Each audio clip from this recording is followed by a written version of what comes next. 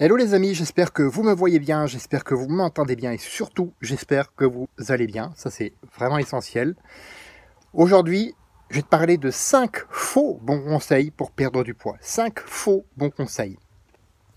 Alors ces conseils pour moi ils devraient être interdits, on ne devrait plus les donner. Certains sont désuets, d'autres sont dangereux, donc on ne devrait plus les donner.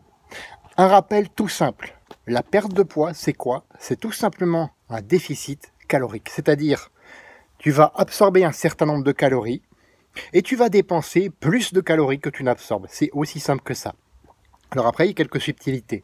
Sache aussi que la perte de poids vient à 80% de l'alimentation et à 20% de l'exercice. Donc, c'est vrai que c'est vulgarisé, schématisé, mais en règle générale, ça se vérifie le plus souvent. Alors, ces 5 conseils complètement idiots ont réellement été donnés. Ont parfois même été aboyés dessus par certains qui voudraient un petit peu que je change. Mais malheureusement, moi je ne change pas là-dessus. Parce que je sais ce qui marche depuis plus de 26 ans maintenant de sport, plus de 16 ans à m'intéresser à la nutrition, je sais ce qui marche. Premier conseil idiot, mets tes baskets et va courir. Ok, mais si tu n'aimes pas courir, tu feras ça peut-être pendant 1 kilomètre et tu te diras plus jamais je fais du sport. C'est complètement idiot. Il n'y a pas que la course à pied, il y a la marche, il y a le vélo, il y a pas mal de sports dont je parlais d'ailleurs dans mes petites images la semaine dernière que je t'invite à revoir.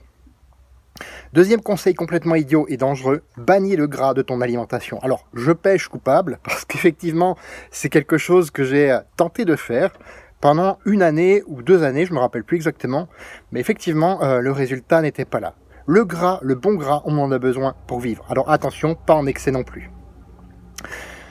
Troisième conseil complètement idiot et dangereux, prends des coupes-faim. Des coupes-faim. Non mais vous rigolez les gars, des coupes-faim. Simplement pour perdre du poids. Non, les coupes-faim, ça va te déglinguer, qu'on soit clair et net là-dessus. Il n'y a pas de coupes-faim qui tiennent. Prive-toi avec un régime, alors ça on l'entend encore souvent, prive-toi, prive-toi, prive-toi, c'est le seul moyen, prive-toi comme un moine au fond de sa forêt qui se nourrit de pousses de bambou.